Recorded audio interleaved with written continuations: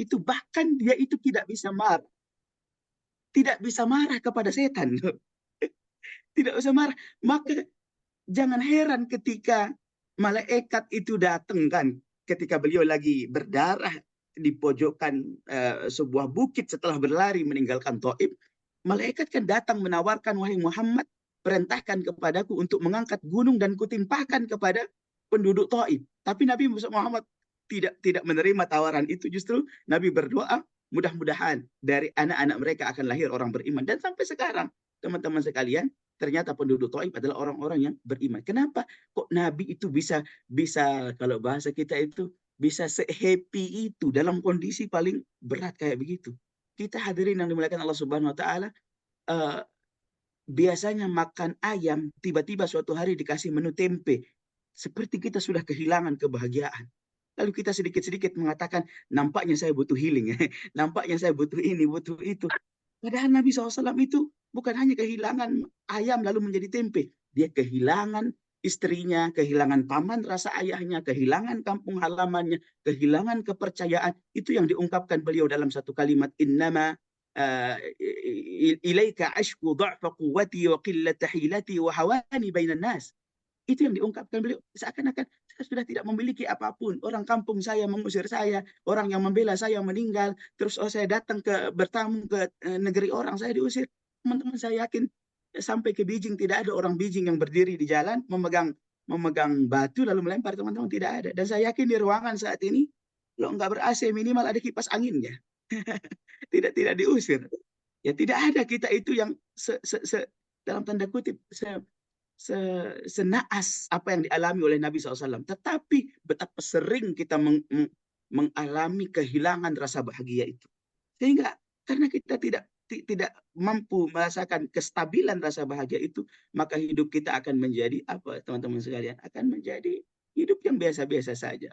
Pencapaian kita tidak akan pernah mencapai pencapaian yang besar. Tidak akan percaya kepada apa yang disebut miracle atau keajaiban, kejadian hebat dalam kehidupan. Tidak akan mampu berkontribusi kepada negara, kepada bangsa, kepada keluarga, bahkan kepada diri sendiri. Kenapa? Karena kita sering kehilangan kebahagiaan. Maka sebenarnya teman-teman sekalian, hakikat Isra Mi'raj itu sebenarnya adalah satu inti daripada apa? Inti daripada uh, ingin mengajarkan kepada kita agar tetap happy dalam segala keadaan. Orang mungkin mensyaratkan, oh saya ini tidak bahagia di Beijing, Ustaz. Kenapa tidak bahagia?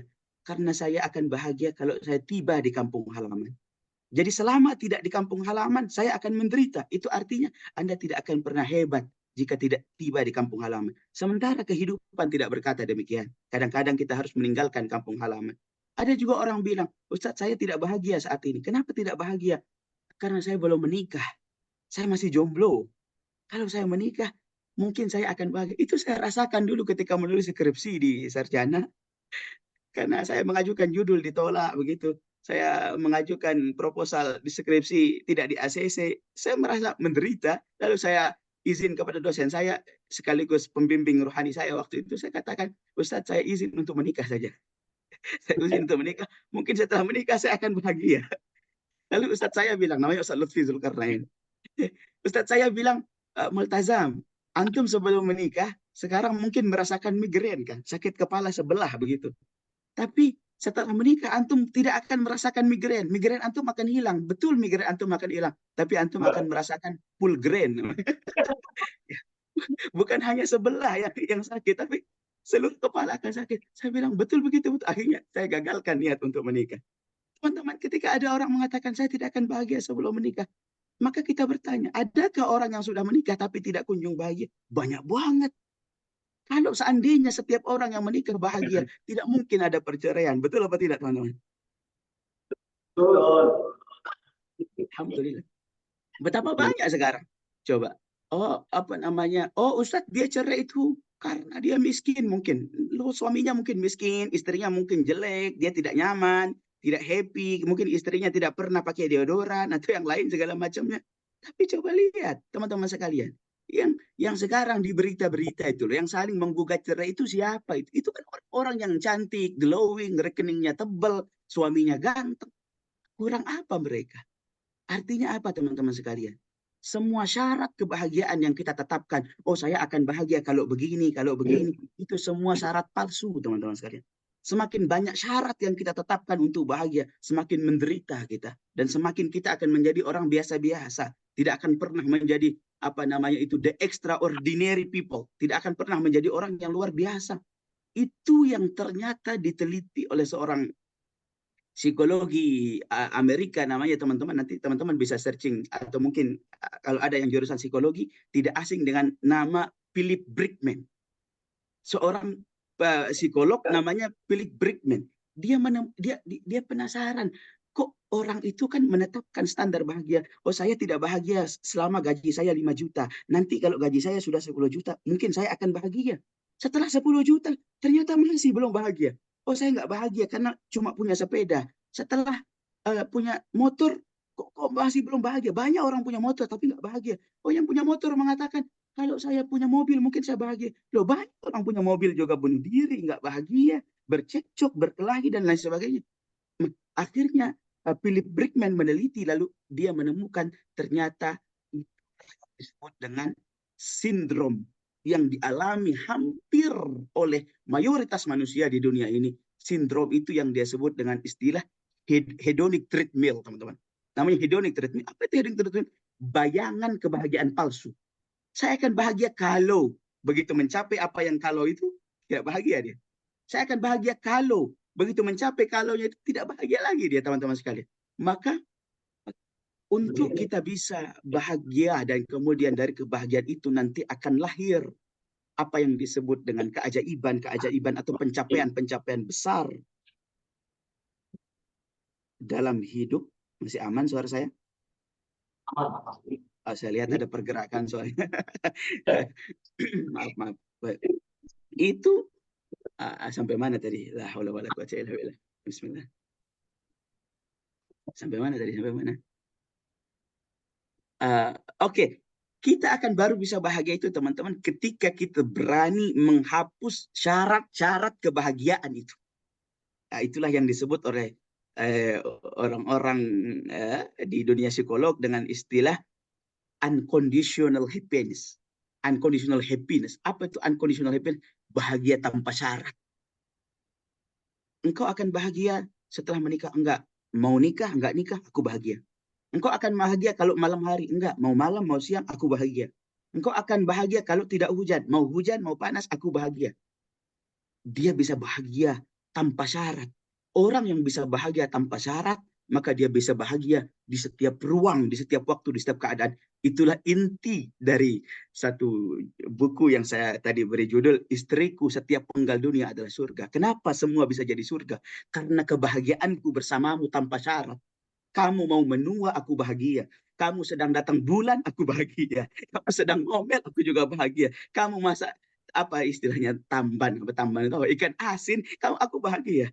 Masa apa crispy Kentucky, saya juga bahagia. Bersamamu aku bahagia di setiap tempat dan ruang. Itu kira-kira yang tergambar dalam istilah istriku setiap penggal dunia adalah surga. Ternyata teman-teman sekalian, itu juga ada di Quran.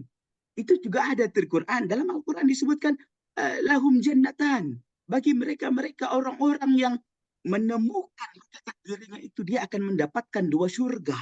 Para ahli tafsir mengatakan 2 surga itu maksudnya adalah satu surga, surga bayangan di dunia, yaitu dia bisa menikmati kebahagiaan di dunia dalam segala kembang kempis kehidupan dunia ini. Kan dunia ini tidak monoton, teman-teman. Kadang-kala ada kita ditinggalkan orang, ada didatangi orang, kadang-kadang ada kita sakit, kita sehat, kembang kempis. Ada kita diapresiasi orang, dihina orang, ada kita dipuji, kembang kempis. Bagaimana bisa merasakan kebahagiaan dalam keadaan yang berbeda-beda itu? Oh, ternyata teman-teman sekalian, itu baru bisa difahami salah satunya dengan cara kita memahami apa yang dialami oleh Rasul Shallallahu Alaihi Wasallam dalam peristiwa Isra dan Mi'raj. Maka semalam saya tanya sama Pak Hobirul, saya panggil Pak Hobirul di WhatsApp semalam. Tapi kayaknya masih muda sekali. Oh itu, ya, mungkin Mas yang cocok ya. Saya tanya, kira-kira apa isu yang penting saya angkat agar pembicaraan saya kontekstual dan dirasakan manfaatnya oleh teman-teman di sana. Maka beliau katakan kurang lebih, kira-kira bagaimana kita bisa stabil Ustadz, iman yang naik turun ini, tetap semangat, tetap semangat. Teman-teman sekalian, oh persis, memang kayak begitu. Nabi Shallallahu Alaihi Wasallam itu kan nggak pernah, coba bayangin teman-teman, nggak pernah Nabi itu bilang, ya Allah, saya minta cuti dong jadi Nabi. Berat betul ini. Berat betul jadi nabi ini. Saya minta cuti dong. Artinya apa? Beliau nggak pernah meminta untuk cuti itu. Kenapa? Artinya beliau dalam keimanan yang stabil. Kenapa iman beliau stabil? Karena beliau itu bisa bahagia dalam segala keadaan.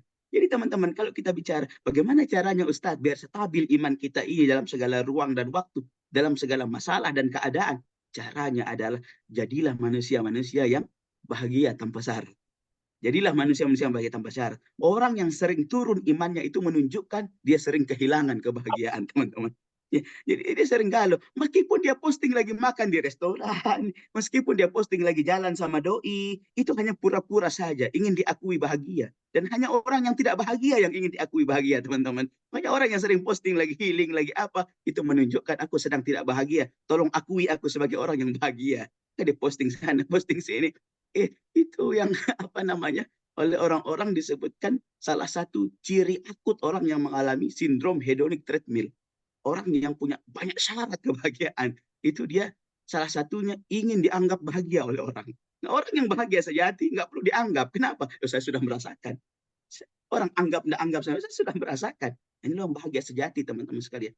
Bagaimana itu bisa, teman-teman? Itu kita bisa ambil poin-poinnya atau rahasia-rahasianya dari jeda-jeda atau persinggahan-persinggahan baik pera ataupun dalam perjalanan Isra Mi'raj Nabi Muhammad sallallahu alaihi wasallam. Nah, ini mungkin pengantar atau mukaddimah, kita belum masuk pembahasan ini, teman-teman. Ini pengantarnya kira-kira untuk apa kita kumpul dan apa yang akan kita bicarakan di tempat ini. Saya izin minum. Di situ kayaknya nggak ada air minum, nggak ada teh di situ. Kalau ada mungkin silakan minum kopi atau apa ya. Jangan bengong-bengong kayak ini, bengong-bengong. Bismillah.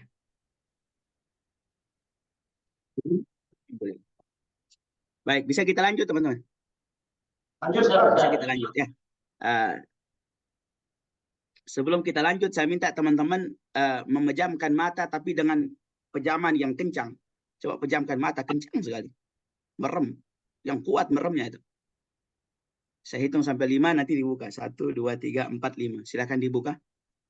Sekarang melotot, teman-teman. Melotot dengan lototan yang kuat sekali. Melotot, oke? Saya hitung sampai 5. 1, 2, 3, 4, 5. Sekarang alihkan pandangan, kepala tetap lurus, tapi pandangan melihat ke bawah kanan, teman-teman. Mata saja yang melihat ke bawah kanan. Oke. Pindah, lihat bawah kiri. Oke. Lalu putar dari kiri seperti arah jarum jam ke kanan pelan-pelan. Oke. Lalu lakukan sebaliknya dari kanan ke kiri, teman-teman. Oke, cukup. Alhamdulillah. Lalu sekarang ikuti saya semuanya. Ya, keluarkan suaranya ya.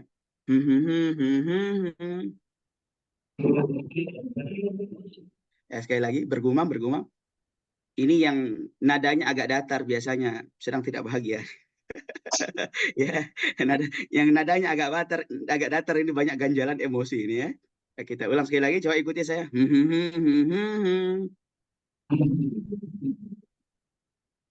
Oke, baik teman-teman, cukup. Alhamdulillah. Terima kasih sudah mau saya kerjai beberapa saat ya. Tapi teman-teman bisa cari nanti itu sebuah penelitian tentang gamut teori. Nanti teman-teman bisa cari itu semua ada landasan ilmiahnya yang teman-teman lakukan tadi itu akan memberikan dampak kepada emosi kita. Baik teman-teman sekalian, kita sekarang mulai masuk. Kita mulai dari ujung perjalanan Taif sebelum kembali ke Mekah lalu akan Mi'raj, akan Isra dan Mi'raj. Di situ Nabi SAW ketika sudah mengalami puncak duka cita atau puncak kejadian buruk dalam tanda kutip menurut orang, Nabi SAW mengatakan, ya Allah, engkau sudah, bahasa saya terjemah ini dalam bahasa saya. Kalau bahasa Arabnya, ilaika ashku dha'fa quwwati wa qillata hilati wa hawani bainan nas. Ini saya terjemahkan dalam bahasa saya. Ya Allah, engkau sedang melihat aku ini di mana-mana tidak disukai. Aku ini di mana-mana diusir, nggak diterima, dipersekusi. Aku ini dibully, aku ini disakiti dengan segala macam bentuknya. Tetapi ya Rabbi, in lam yakun bika alayya ghadabun fala ubali. Selama engkau tidak marah kepadaku, aku tidak peduli dengan semua itu ya Allah. Itu tidak akan mengganggu kebahagiaanku. Kira-kira teman-teman sekalian, itu juga yang menjadi landasan atau teori seorang penulis Amerika yang terkenal. Lalu kemudian bukunya itu menjadi bestseller di Indonesia, diterjemah dalam bahasa Indonesia dengan judul Seni Bersikap Bodoh Amat. Pernah dengar buku itu? Dalam bahasa Arab, bodoh amat itu bahasa Arabnya la ubali. Ungkapan itu diungkapkan Nabi ketika dia di puncak kejadian-kejadian buruk menurut orang di ujung perjalanan Taif. Beliau mengatakan la ubali. Ya Allah, aku nggak peduli. Mereka mau bagaimanapun, selama engkau tidak marah kepadaku, aku tidak peduli.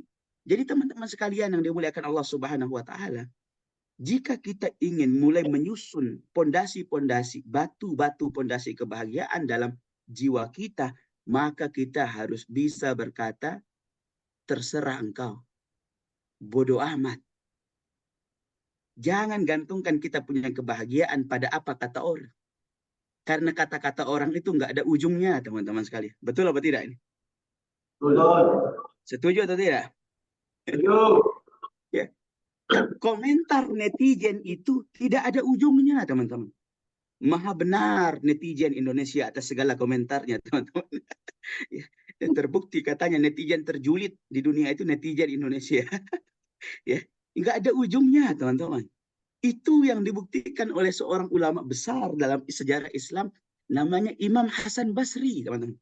Imam Hasan Basri, suatu hari, ini saya ingat cerita ini tertawa ya. Dia pergi ke pasar bersama anaknya yang masih kecil sambil membawa seekor keledai. Keledai itu lebih kecil daripada kuda, teman-teman. Imam Hasan Basri naik di atas keledainya, lalu anaknya menuntun keledai itu, berjalan di tanah menuntun keledai itu. Orang-orang berkata, ini ayah yang tidak sayang sama anaknya. Ini ayah yang tidak benar. Kenapa? Dia enak-enak di atas keledai, anaknya kecil disuruh nuntun.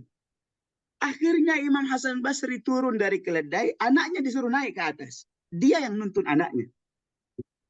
Ini bahasa-bahasa terjemah bebas saya. Netizen komentar lagi. Ini anak kurang ajar. Dia masih kecil kok, di atas ayahnya disuruh nuntun di bawah. Ini anak kurang ajar. Akhirnya apa yang terjadi Bapak Ibu sekalian? Dua-duanya naik. Nampak sudah ada pergerakan kopi dan snack ini kayaknya. Nggak apa-apa. Selalu saja teman-teman. Ya, selalu saja. Ya, feel free saja, santai. Maka kedua-duanya naik, teman-teman. Iya, Hasan Basri di atas keledai, anaknya juga ikut di atas keledai. Maka orang berkata, ini anak sama ayah sama-sama tidak punya peri kebinatangan. Keledai kecil begitu kok dinaikin berdua. Walhasil mereka turun dari keledai, teman-teman sekalian. Lalu itu keledai dipanggul. Dan semua orang berkata, ini anak sama ayahnya sekarang sudah sama-sama gila. Keledai itu buat ditunggang, bukan buat dipanggul. Teman-teman sekalian, komentar orang itu nggak ada ujungnya. Sampai kapan perasaan kita ini ditentukan oleh kata-kata orang? Sampai kapan? Selama kita menggantungkan kebahagiaan kita ini pada apa kata-kata orang, teman-teman sekalian, maka kita tidak akan pernah menjadi orang merdeka. Coba tadi kita nyanyikan lagu kemerdekaan Indonesia tadi kan, merah putih tadi di awal. Apa dikatakan tadi? Bangunlah jiwanya, bangunlah badannya. Artinya engkau harus merdeka secara kejiwaan sebelum merdeka secara badan. Apa artinya merdeka badan tapi tidak merdeka jiwa, teman-teman? Badannya merdeka, nggak ada penjajahan, tapi jiwanya dijajah oleh apa? Oleh kata orang, oleh komentar netizen, teman-teman, oleh bisik-bisik tetangga, teman-teman, oleh komentar grup disandra. Tidak merdeka. Apa gunanya, teman-teman? Lebih baik kita dijajah, disandra secara badan, tapi jiwa kita merdeka. Itu yang dialami para ulama, teman-teman sekalian. Coba betapa banyak, termasuk Bung Hatta kalau saya tidak hilang. Apa kata Bung Hatta? Saya tidak hilaf, nanti diluruskan kalau ada yang hafal kata-kata beliau. Kurang lebih, tidak mengapa aku di penjara, asalkan aku bersama buku. Katakan begitu, kurang lebih ya. Kurang lebih begitu. Artinya apa? Tidak apa-apa badanku ini dijajah, tapi pikiranku, jiwaku merdeka. Bersama apa? Bersama buku. Bersama buku. Betapa banyak teman-teman tafsir para ulama itu ditulis dalam penjara. Sayyid Qutb misalnya, terlepas orang menilai Sayyid Qutb sebagai ekstremis di dalam gerakan Islam ataupun lain, tetapi dia mampu menunjukkan, dia menulis sekian banyak jilid tafsir fi zilalil Quran di dalam penjara, teman-teman sekalian. Di dalam penjara. Begitu pula ulama-ulama yang lain menulis karya-karya mereka dalam penjara. Dalam penjara. Dan termasuk tadi disebutkan di situ ada maqam siapa tadi? Ibnu Batuta atau Ibnu Khaldun tadi siapa? Ibnu siapa di situ?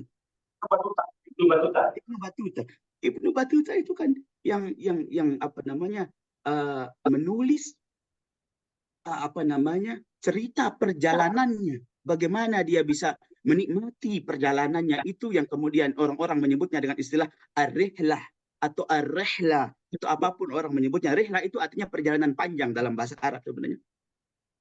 Itu kan mereka itu adalah orang-orang yang berdeka secara kejiwaan. Dia bisa bahagia meskipun di negeri orang, meskipun tidak di kampung halaman sendiri.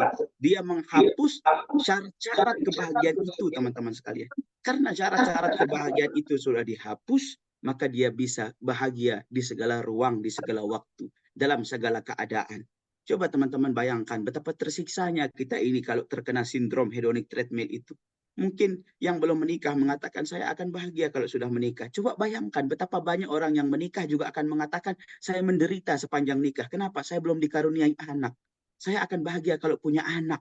Tapi coba bayangkan betapa banyak orang sekarang punya anak juga mengatakan hal yang sama. Saya menderita setelah punya anak. Banyak ngomelnya setelah punya anak. Banyak marahnya setelah punya anak. Coba bayangkan betapa tidak merdekanya jiwa kita kalau dalam kondisi kayak begini, teman-teman. Dan kalau setiap hari kita mengalami sampah emosi, menimbun sampah emosi dalam kejiwaan kita seperti ini, kapan hebatnya kita, teman-teman? Kapan merdekanya kita? Kapan kita akan mengalami keajaiban, teman-teman sekalian? Maka oleh sebab itu, teman-teman sekalian, kalau teman-teman bertanya bagaimana caranya bisa istiqamah, bisa tetap semangat dalam segala keadaan, iman itu dalam kembang kempisnya keadaan kehidupan ini, caranya apa? Bahagiakan diri kita. Gimana cara membahagiakan diri? Yang pertama, hapus syarat-syarat kebahagiaan itu. Aku akan hanya bahagia selama Tuhan tidak marah kepadaku. Orang mau ngomong apa, orang mau mencaciku, terserah, bebas. Yang penting Tuhan tidak marah kepadaku, maka aku bahagia. Maka aku bahagia. Hapus itu, teman-teman sekalian. Misalnya kita mensyaratkan kebahagiaan, saya akan bahagia kalau punya loteng, punya apartemen. Maka kita tanya, teman-teman, andai kita tidak punya apartemen, apakah Allah akan marah? Oh enggak, ya sudah, berarti aku enggak perlu menderita walaupun enggak punya apartemen. Walaupun aku masih ngontrak, walaupun aku masih, berarti aku harus bahagia. Kenapa? Tuhan enggak marah sama aku. Kita enggak punya anak, kita tanya, apa Tuhan akan marah kepadaku kalau aku enggak punya anak? Oh enggak, Tuhan enggak marah. Ya sudah, untuk apa menderita kalau begitu? Bahagia saja, teman-teman. Hapus semua syarat-syarat kebahagiaan itu. Begitu juga ini anak-anak, saya lihat masih ada yang gadis juga nih kayaknya nih ya. Masih ada anak-anak gadis mungkin di sini ya. Saya akan bahagia kalau pagi-pagi dia berkata, mengirim pesan WhatsApp, good morning baby, mungkin, atau ya, apakah engkau sudah breakfast, do you have breakfast atau apa, ya. Begitu dia tidak mengirim pesan atau pesan saya tidak dijawab atau cuma di-read tapi nggak dibalas, saya menjadi menderita misalnya begitu. Untuk apa? Kalau dia nggak balas pesanku, apa Tuhan akan marah? Enggak kok. Ya sudah, hapus semua syarat-syarat itu. Nah, pertanyaannya, teman-teman sekalian, gimana cara bisa menghapus syarat-syarat itu? Kan ini yang penting. Gimana cara bisa menghapus syarat-syarat kebahagiaan itu? Cara menghapus syarat-syarat kebahagiaan itu, teman-teman sekalian, adalah dengan cara apa? Dengan cara baik sangka. Baik sangka. Teman-teman mungkin menyangka, baik sangka, Ustaz. Ya, baik sangka. Kata siapa itu, Ustaz? Kata Nabi. Kata Nabi itu kan zaman Nabi. Kata hadis, itu kan hadis dulu itu. Teman-teman sekalian, kumpulan para peneliti di Amerika meneliti selama 8 tahun. Dia meneliti keluarga-keluarga yang bahagia dan keluarga yang menderita. Bahagia dan bertahan. Bukan hanya bahagia, tapi bahagia dan bertahan. Selama 8 tahun diteliti, ditanya, kamu bahagia atau tidak? Bahagia. Sudah berapa tahun kamu bahagia sama keluargamu? sama pasanganmu, sudah 8 tahun, dimasukin list. Sampai 100 orang, teman-teman. Diteliti selama 8 tahun, apakah dia awet dan bahagia. Lalu dicari, apa kesamaan keluarga yang bahagia dan awet harmonis ini? Apa kesamaan di antara 100 keluarga kok bisa awet, bisa bahagia ini? Apa kesamaannya, teman-teman sekalian? Mereka punya banyak perbedaan, tapi mereka punya satu persamaan. Dan ini yang diteliti bukan hanya orang Amerika, tetapi dari semua bangsa, orang kulit hitam, kulit putih, orang Arab, orang yang beragama ini, semua agama diteliti. Ternyata mereka walaupun beda agama, beda ras, beda suku, beda warna kulit, mereka punya satu kesamaan yang membuat itu mereka bertahan dan bahagia dalam keluarga. Apa itu, teman-teman sekalian? Itu yang mereka sebut dengan istilah positive illusion. Itu bahasa kita apa? Husnuzon, kan? Itu bahasa kita husnuzon dalam Islam. Baik sangka. Positif, bukan sekedar positive thinking, tapi positive feeling. Mereka menyebutnya dengan apa? Positive illusion. Belum kejadian, tapi sudah membayangkan. Kira-kira begitu. Ini nanti gimana? Kayak saya misalkan sekarang itu, apa namanya, tadi saya sebelum menampilkan wajah saya di Zoom meeting ini, saya lakukan terapi positive illusion pada diri saya pribadi. Apa namanya, saya membayangkan, aduh gimana ini, nanti saya bicara nggak diperhatiin, nanti saya bicara nggak difahamin, nanti jangan-jangan gangguan teknis, nanti suara saya nggak terdengar, nanti zoomnya hilang sinyal, macam-macam itu. Itu belum terjadi, tetapi saya memiliki negatif illusion. Apa yang muncul, teman-teman? Saya cemas. Bisa jadi saya lupa materi, begitu saya cemas. Begitu jadi saya lupa apa yang ingin saya sampaikan. Maka saya lakukan terapi positive illusion, atau kita katakan terapi positive feeling ataupun positive thinking. Saya membayangkan, oh masya Allah, kita akan antusias hari ini, kita akan apa namanya, mungkin feel free sambil ngopi santai menikmati pagi ini, ada sesuatu yang berkesan hari ini. Saya membayangkan itu, dan itu yang membuat kemudian saya bisa tersenyum di depan teman-teman sekalian. Saya apa namanya bisa menyampaikan apa yang ingin saya sampaikan, bahkan yang sebelumnya tak terlintas ingin saya sampaikan, tapi saya sampaikan, teman-teman sekalian. Ya, kenapa? Positive illusion. Jadi kalau teman-teman kita itu ingin bisa bahagia tanpa syarat, maka kita harus memiliki kemampuan untuk membayangkan masa depan yang baik, teman-teman. Sayangnya, teman-teman sekalian, masa depan yang baik ini kemampuan yang sulit. Dia harus dilatih. Orang itu biasanya baru sadar nanti setelah sekian tahun. Oh, ini toh maksud kejadian 2 tahun lalu yang bikin saya marah-marah, gitu kan, begitu. Kapan sadarnya? Setelah 2 tahun. Setelah 3 tahun. Oh, ini loh, kita menyebutnya dengan kalimat hikmah misalnya. Ini loh hikmahnya. Nggak kebayang dulu. Seandainya dulu ketika kejadian itu kita bisa kebayang, jangan-jangan hikmahnya begini nih, mungkin kita akan lebih bahagia. Tapi kita begitu menderita 2 tahun, 3 tahun kemudian baru kita mengatakan, oh ternyata ini loh. Kita butuh waktu 10 tahun jeda untuk kemudian bisa mengkodok kebahagiaan itu. Tapi bubur telah menjadi bubur, teman-teman sekalian. Nasi telah menjadi nasi. Beras telah menjadi nasi, nasi telah menjadi bubur, teman-teman sekalian. Tidak bisa diulang masa lalu. Ya, apa yang telah terjadi? Ma madha minal waqti la ya'udu wa la yu'awwad. Yang telah terjadi tak bisa diulang, nggak bisa diganti, teman-teman sekalian. Maka misalnya saya kasih contoh, teman-teman ya. Saya punya mertua seorang dokter spesialis obgyn. Ya, spesialis obgyn, kehamilan, kandungan, dan apa namanya, dokter melahirkan. Dulu ketika ini suatu hari saya sarapan pagi satu meja sama beliau, beliau cerita ke saya, dulu ketika beliau mengambil spesialis itu, beliau lulus telat 1 tahun, lebih telat dari teman-temannya. Gara-gara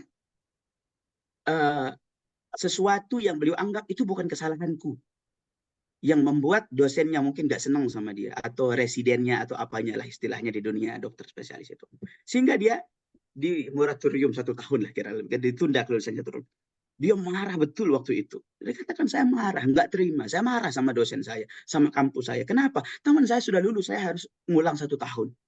Tetapi teman-teman sekalian, setelah 20 tahun dia tinggal di Belitung dan menjadi dokter spesialis, lalu kemudian punya menantu namanya Multazam, lalu kemudian ditakdir Allah sarapan pagi bareng, dia berkata, bahagia betul saya bisa ditunda kelulusannya 1 tahun. Loh, kenapa? Dulu kok menderita, sekarang kok bahagia? Dikatakan apa, teman-teman sekalian? Seandainya dulu saya lulus tepat waktu, saya mungkin sama seperti teman-teman saya yang lulus tepat waktu itu. Diapain waktu itu lulus tepat waktu? Semuanya rata-rata dikirim setelah lulus kemana? Ke daerah 3T. Terluar, tertinggal, terjauh. Ya, rata-rata dikirim ke Papua, kemana? Yang mungkin secara self-improvement tidak akan berkembang. Tetapi karena gara-gara lulus telat 1 tahun, akhirnya dikirim ke Belitung, negeri Laskar Pelangi yang indah luar biasa. Orang-orang menyebutnya negeri bertuah. Ya, tanah yang bertuah, tanah yang penuh dengan keberuntungan, kesuburan, timahnya subur makmur, ya, tanaman ladanya atau sahangnya subur makmur, pantainya sangat indah. Saya dikirim ke Belitung dan di Belitung saya sangat menikmati hidup ini. Gara-gara apa? Gara-gara saya telat 1 tahun lulusnya, teman-teman sekalian. Mungkin kalau dikirim ke Papua mungkin sudah jadi korban OPM atau Allah alam bisawab. Jadi teman-teman sekalian, kenapa beliau baru sadar 20 tahun setelah menyimpan perasaan duka atau menderita itu? Kenapa baru sadar? Karena memang tidak punya kemampuan positive illusion itu. Jadi kalau teman-teman ingin bahagia tanpa syarat, harus melatih diri untuk melakukan positive illusion. Apa itu positive illusion? Oh, saya yakin pasti ada baiknya kejadian buruk ini. Pasti ada hikmah baiknya kejadian buruk ini. Pasti ada sesuatu yang indah setelah ini. Orang-orang dalam bahasa yang lebih sederhana mengatakan akan ada pelangi setelah hujan. Betul apa tidak? Ya, kayak begitu kan? Orang kan mencerca hujan kan? Orang mencerca hujan. Nah, ini kok hujan kok begini kita basah. Ibu-ibu sudah pakai kosmetik mau kondangan tapi luntur segala macam. Bedak pipa, bedak macam-macam. Wah, kering ini, kering itu, luntur, gincu, kuntur, mungkin segala macam. Tapi setelah hujan dia lihat pelangi lalu dia berkata, wow, indah betul. Maka secara sederhana, secara filosofis, sebenarnya kita orang Indonesia sudah diajarkan untuk positive illusion dengan satu kalimat yang sangat sederhana. Dari kecil kita kenal istilah ini. Akan ada pelangi setelah hujan. Akan ada keindahan setelah musibah yang berlipat-lipat ini. Musibah yang berulang-ulang ini.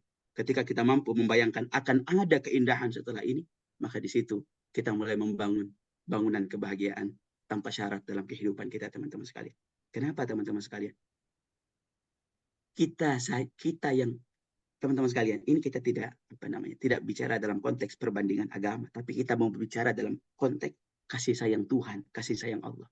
Teman-teman, saya tanya ini. Tadi pada sholat subuh nggak? Tadi sholat subuh nggak? Sholat ya? Berapa rakaat? Aduh, tenang. Bismillah. Kita sholat subuh, Masya Allah. Lihat tetangga-tetangga kita itu loh, teman-teman. Atau teman-teman ini yang mahasiswa mungkin teman kampus. Itu kan nggak pernah sholat. Dalam bahasa yang ringkas untuk merangkum semua jenis nama agama di luar agama Islam, kita sebut mereka kafir. Non-muslim. Tapi saya tanya teman-teman, mereka masih bernapas atau tidak? Masih bisa makan nggak? Masih bisa naik mobil nggak? Masih punya rumah nggak? Bahkan mobil rumah mereka lebih bagus dari kita yang sholat kadang-kadang. Coba bayangkan teman-teman, kasih sayang Allah. Hambanya yang non-muslim, hambanya yang nggak pernah sholat, yang nggak pernah berdoa kepadanya.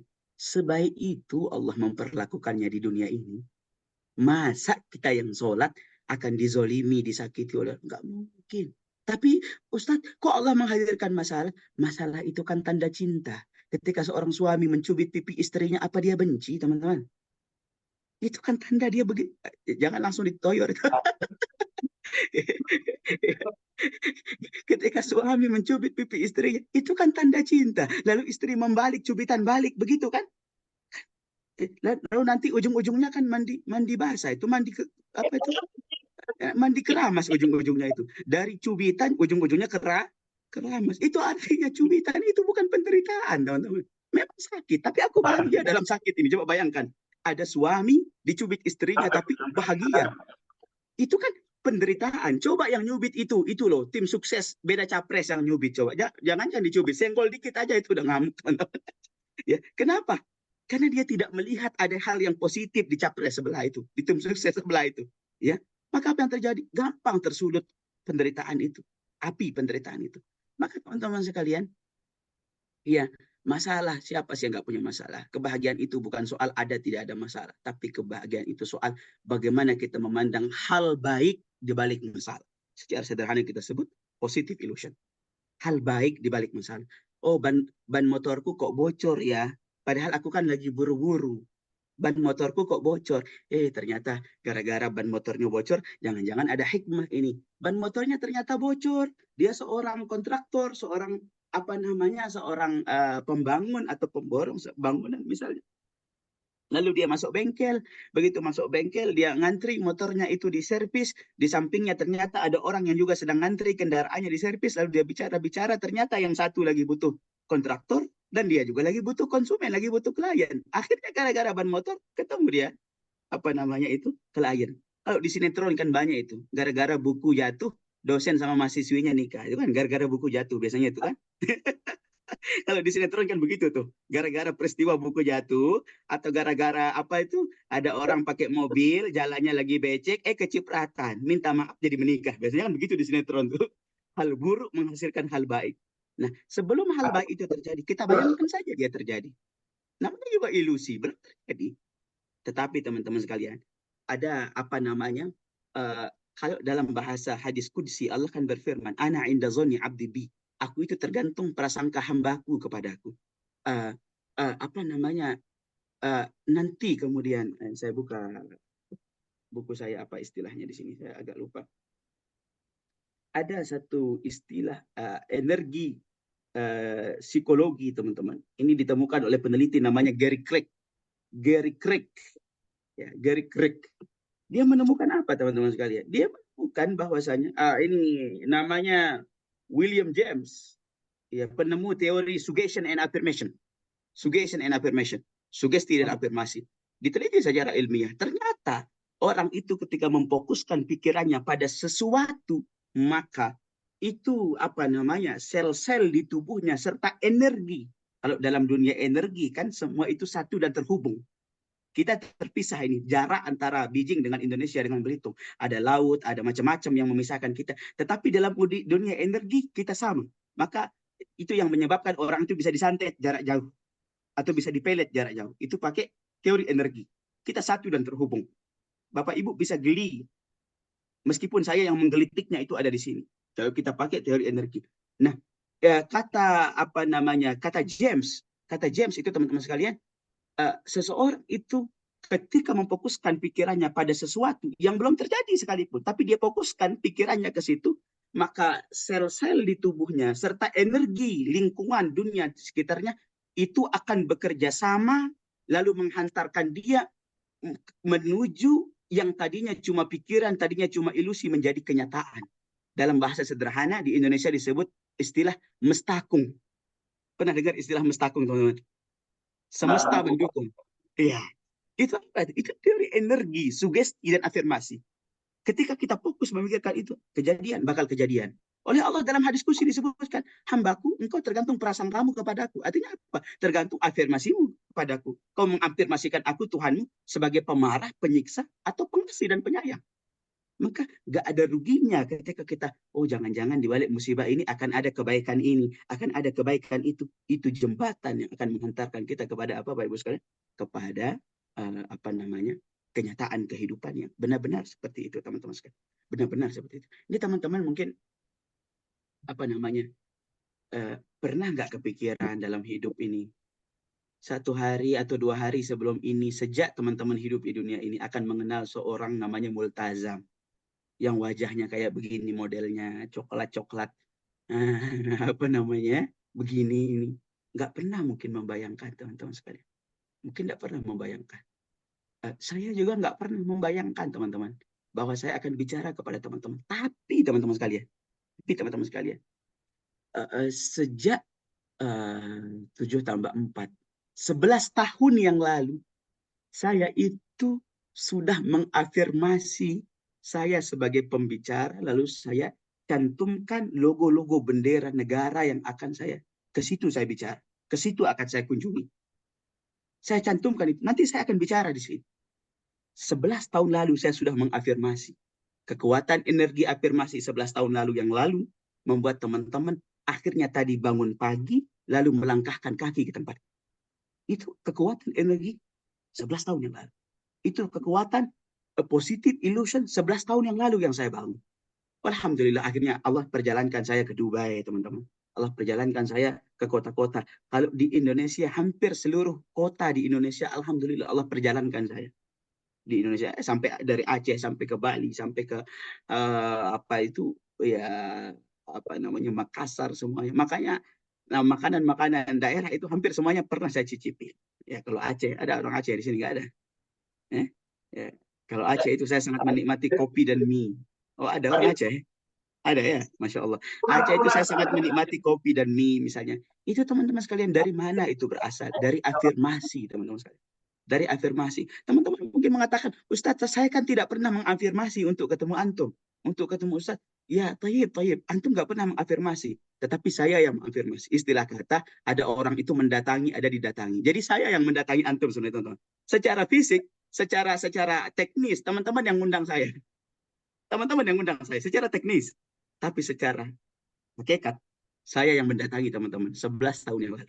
Dengan saya berafirmasi, saya akan keliling ke negeri-negeri, ke kota-kota, dan saya akan berbicara tentang kebahagiaan, bicara tentang masa depan, kehidupan yang indah dan menyenangkan di atas muka bumi ini sebelum kehidupan yang indah di surga atau di akhirat nanti, teman-teman.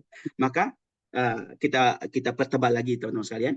Kalau ingin teman-teman kita merasakan Isra Mi'raj atau keajaiban dalam hidup, kita sebut keajaiban, miracle, maka kita harus menjadi orang yang bahagia tanpa syarat. Agar bisa menjadi bahagia tanpa syarat, yang pertama adalah tadi, teman-teman, apa itu? Milikilah kemampuan untuk melakukan positive illusion. Baik sangka dengan masa depan. Baik sangka dengan apa yang akan terjadi. Baik sangka dengan apa yang menimpa kita saat ini. Oh, saya sekarang dikirim ke sini. Oh ya, khair, baik, insya Allah. Baik, baik. Semuanya baik, baik, baik, baik, insya Allah. Semuanya baik. Maka insya Allah semuanya akan menjadi apa? Menjadi indah, teman-teman sekalian. Menjadi indah. Dan ini, teman-teman, ya siapapun yang, ya mungkin teman-teman sendiri pernah membuktikan. Teman-teman mungkin suatu hari ragu, lalu tiba-tiba baik sangka, lalu kejadian kebaikan tersebut. Pasti pernah mengalami hal-hal kayak begitu. Nggak pernah menduga tiba-tiba ketemu orang baik, ketemu begini, orang yang membantu, lagi terpuruk, tiba-tiba ada yang nolong. Itu semua apa, teman-teman? Dari afirmasi, dari positive illusion yang kita bangun, baik sadar ataupun tidak sadar dalam kehidupan kita ini. Sebentar, saya mau tanya, saya sampai jam berapa? Saya sampai jam berapa? Kayaknya udah sejam saya ngomong ini. Lanjut, Ini belum Isra, ini baru pra Isra, ini pra Isra, ya. Ini belum Isra, baru pra ini. Ya, lanjut apa gimana nih? Atau ditetapkan mungkin berapa menit lagi atau berapa puluh menit lagi saya harus bicara? Lanjut, Ustaz. Lanjut sampai kapan lanjutnya? Sampai jam 12.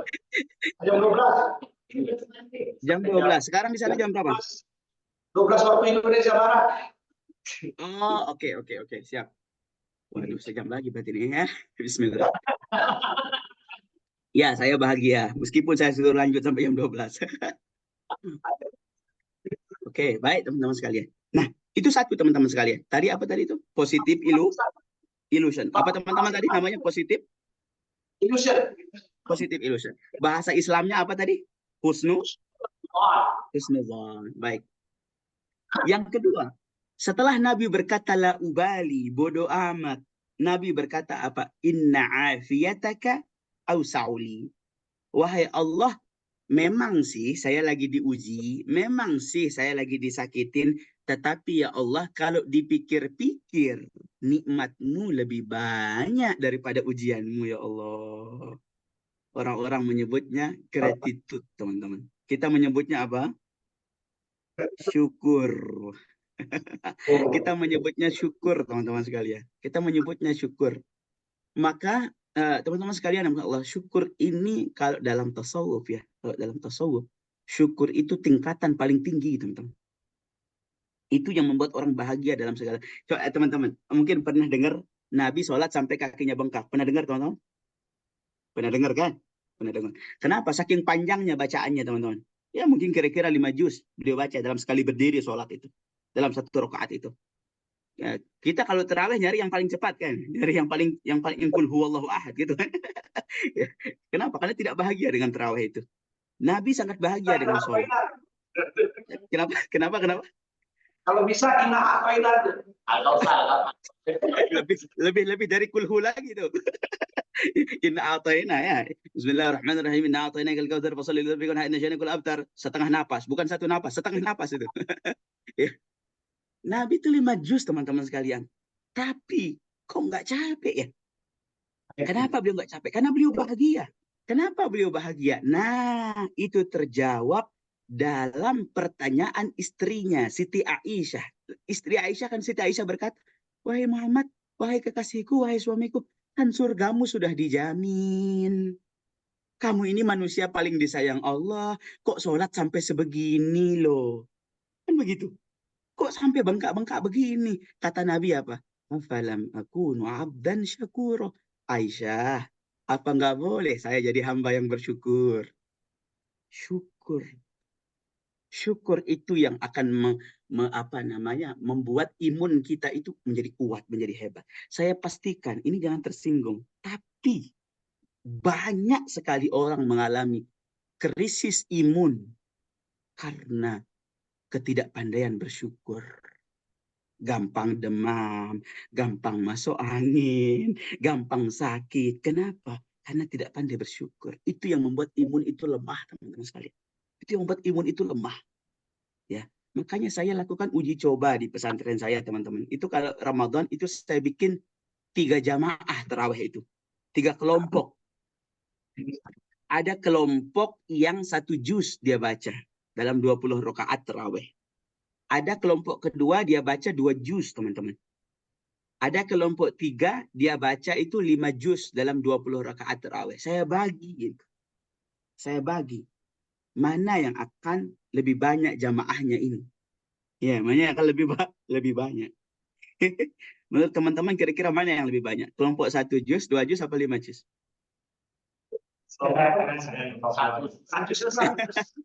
Di malam pertama, teman-teman. Di malam pertama, itu kelompok 1 juz, itu memang ranking 1. Paling banyak jamaahnya.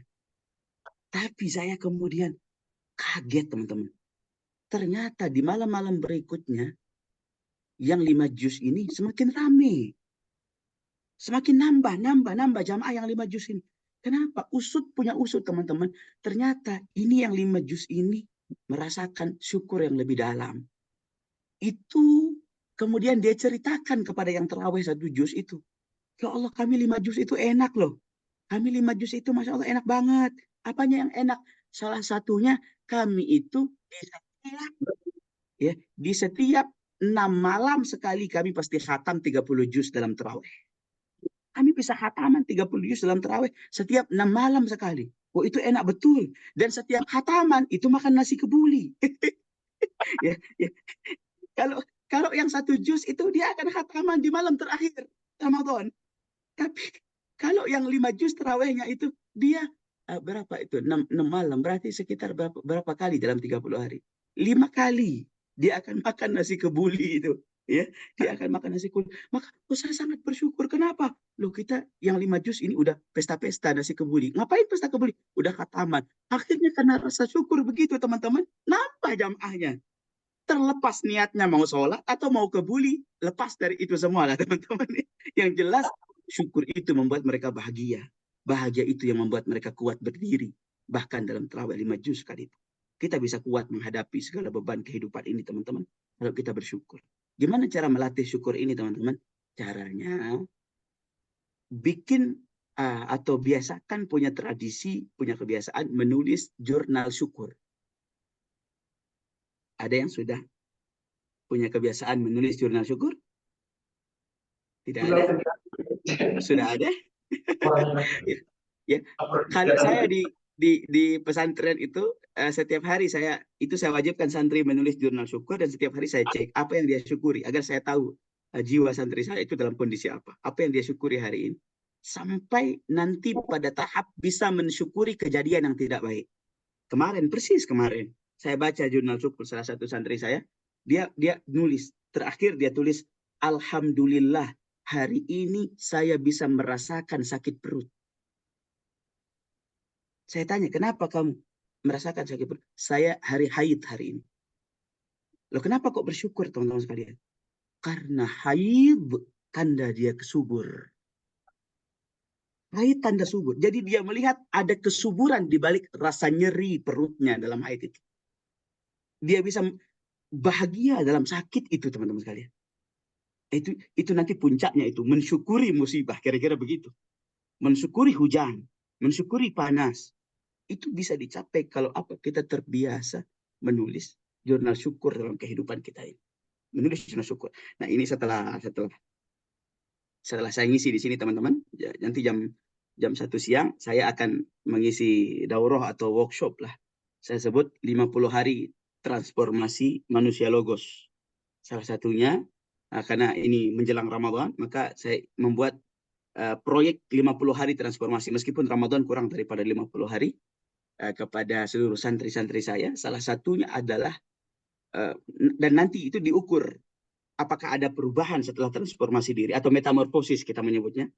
Apakah ada perubahan dalam rezekinya, kebahagiaannya, hubungannya dengan sesama manusia, dan peningkatan akademisnya atau keilmuannya. Apakah ada hubungannya nanti? Itu diukur setiap pekan. Salah satu metamorfosis yang akan saya latihkan nanti itu adalah kemampuan menulis kesyukuran setiap hari. Atau menulis jurnal syukur setiap hari. Kenapa? Karena ketika kita menulis jurnal syukur setiap hari, teman-teman sekalian, maka pikiran kita berfokus kepada hal-hal baik. Ketika pikiran kita fokus pada hal-hal baik, maka kita hanya akan memikirkan yang baik. Di sini ada penggemar Harry Potter tidak? Ada yang kenal Harry Potter? Harry Potter? Pernah kenal? Tahu istilah Harry Potter? Tahu? Sakti. Harry Potter sakti kan? Sakti kan?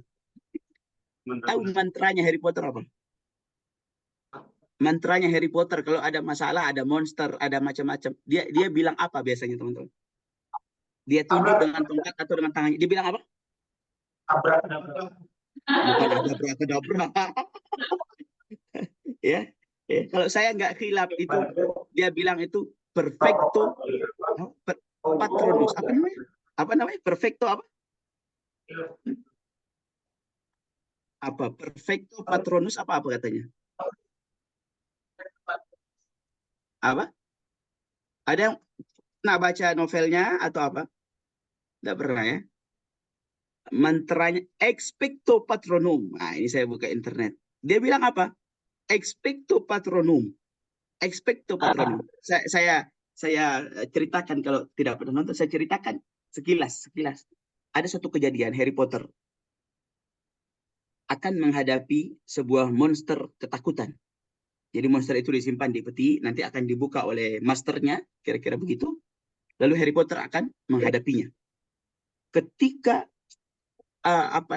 ketika Harry Potter dibukakan monster, ya bentuknya gelap atau awan segala macam, secara sederhana itu kita sebut dengan emosi negatif lah dalam psikologi. Lalu menyerang Harry Potter, maka dia kemudian jatuh, teman-teman. Ketika mantranya itu tidak mujarab, dia jatuh lalu dia kelelahan. Tapi ketika dia yakin dengan mantranya, teman-teman sekalian, maka ketika awan gelap monster ketakutan itu ingin menyerangnya, Harry Potter berteriak sambil menunjuk kepadanya, expecto patronum. Begitu kan? Expecto patronum. Maka apa yang terjadi, teman-teman sekalian? Monster itu kemudian lenyap, hilang, dan Harry Potter tersenyum. Ada apa di balik expecto patronum? Ini namanya dalam ini saya, teman-teman, mohon maaf banyak menukil ilmu psikologi karena mau nggak mau ilmu psikologi ini satu kepentingan dan kebutuhan di zaman ini. Itu dalam ilmu psikologi disebut dengan anchoring. Nah, teman-teman pernah dengar istilah anchor, tambatan, anchoring, menambatkan sesuatu di sesuatu. Ya, biasanya kalau nelayan itu, ya betul, kalau nelayan itu melempar jangkar, anchor, melempar jangkarnya untuk menambatkan kapalnya di pasir laut itu atau di batu-batu laut itu. Menambatkan sesuatu kepada sesuatu. Nah, kita bisa katakan expecto patronum itu adalah anchor atau jangkar tempat si Harry Potter menambatkan sesuatu. Apa yang ditambatkan di situ? Harry Potter menjawab. Dikatakan dia di situ menambatkan, teman-teman sekalian, kejadian di mana dia sedang berkumpul bersama ayahnya, bersama ibunya, dan sangat amat bahagia. ketika monster ketakutan menyerangnya, dia menghadirkan kembali kejadian yang tadi, ditambahkan dalam expecto patronum. Maka setiap dia berkata expecto patronum, seketika dia kembali ke perasaan bahagia yang dulu ditambahkan kepada kalimat itu. Begitu dia katakan expecto patronum, maka semua ketakutannya menjadi hilang. Yang ada kebahagiaan. Itu apa namanya, teman-teman? Itu namanya anchoring. Anchoring. Ya, apa namanya? Menyimpan suatu memori dalam ucapan tertentu atau dalam gerakan tertentu. Misalnya teman-teman kalau lihat saya, ini kelihatan tangan saya begini. Ini saya bikin anchor saya sendiri. Ini ketika setiap kali saya begini teman-teman, maka di otak saya langsung terbayang saya pulang ke rumah, saya dipeluk anak saya yang pertama, anak saya yang kedua, saya dipeluk istri saya, dan begitu saya sangat merasa dicintai. Setiap kali ada orang yang mengejek saya dan mungkin saya merasa disisihkan segala macam, saya cukup menggenggam tangan seperti ini. Seketika itu juga saya akan melupakan orang tersebut dan saya mengingat saya ada orang yang sangat dicintai oleh keluarga saya. Saya akan bahagia kembali. Artinya itu apa teman-teman? Mengingat hal-hal baik. Mengingat hal-hal baik. Bersyukur. Menulis nikmat-nikmat Allah. Kan itu rahasia ayat terakhir surat Ad-Duha yang mungkin teman-teman juga sudah hafal lama itu. Wa amma bi ni'mati rabbika hadis. Itu kan ketika Nabi Muhammad resah, wahyu kok nggak turun-turun. Lalu Allah mengatakan, menutup ayat itu dengan mengatakan, nikmat Tuhanmu, wahai Muhammad, fahadis, sebut-sebutlah dia. Artinya apa? Agar ada di pikiran kita itu nikmat, nikmat, nikmat, bayangan-bayangan kebaikan, teman-teman sekalian.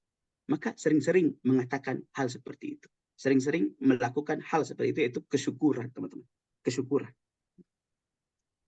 Jadi yang pertama tadi apa? Husnuzon. Namanya apa tadi? Positive illusion. Orang-orang barat menyebutnya. Yang kedua tadi apa? Syukur. Anchoring kita menyebutnya. Kita lanjut teman-teman. Lanjut nggak nih? Lanjut nggak? Masih aman ya. Teman-teman, yang ketiga berikutnya teman-teman sekalian. Nabi Muhammad pulang kan? Nabi Muhammad pulang ke Mekah lagi dari Taif. Singkat cerita, Malaikat Jibril bawa baskom, bedah dadanya, setelah itu dikasih kendaraan namanya Buraq. Buraq punya kecepatan secepat kilat, teman-teman. Akhirnya dibawa terbang. Kita mungkin tahu langsung ke Al-Aqsa, dari Masjidil Haram ke Al-Aqsa, tapi enggak. Dalam riwayat yang sahih dikatakan enggak langsung ke Al-Aqsa. Mampir-mampir dulu, teman-teman. Hingga tiba di suatu tempat, Jibril berkata kepada Nabi Muhammad, Inzil fasalli. Muhammad, ayo turun, lalu sholat di sini. Saya tidak tahu nama sholatnya sholat apa, karena saat itu belum diwajibkan sholat 5 waktu. Entah sholat apa itu. Mungkin sholat untuk khusus para nabi mungkin. Lalu setelah selesai sholat, Jibril bertanya, wahai Muhammad, kamu tahu ini tanah tempat kamu sholat? Kata, saya nggak tahu. Jibril pun memberitahu, ini namanya Yasrib. Yasrib ini tempat nanti di masa depan. Perhatikan teman-teman, di masa depan kamu akan pindah ke sini, akan hijrah ke sini. Yasrib itu nama lain kota Madinah, teman-teman. Nama lain kota Madinah. Kamu akan tinggal di sini di masa depan. Teman-teman sekalian, coba lihat bayang, teman-teman sekalian. Perjalanan pertama Nabi Muhammad langsung dibawa kemana? Ke masa depan. Kenapa? Karena yang paling banyak membuat orang itu menderita, kecemasan akan masa depan. Nanti habis kuliah, saya bakal diterima kerja nggak ya? Kerja di mana ya? Saya mau ngelamar orang, nanti lamaran saya bakal diterima nggak ya? Saya di Indonesia akan dapat lowongan nggak ya? Kecemasan akan masa depan, teman-teman sekalian. Itu yang membuat orang itu menderita dan kehilangan kebahagiaan. Maka ketika Nabi Muhammad diajak mampir ke Yasrib, ke masa depan yang belum dia singgahi, seakan-akan Allah ingin mengatakan, nih lihat Muhammad, engkau belum hijrah, tapi masa depanmu sudah ditetapkan Allah. Masa depanmu sudah dijamin Allah. Ini Madinah, tempat kamu hijrah nanti. Ini yang kamu cemaskan kan? Kamu sekarang merasa ditolak di mana-mana dan kamu cemas, nanti saya akan ujungnya di mana? Saya akan dakwah di mana? Saya akan tinggal di mana? Ini dia udah ditetapin sama Allah. Ini dia Yasrib. Ini dia Madinah. Udah dijamin sama Allah. Jadi jangan kau cemaskan masa depan.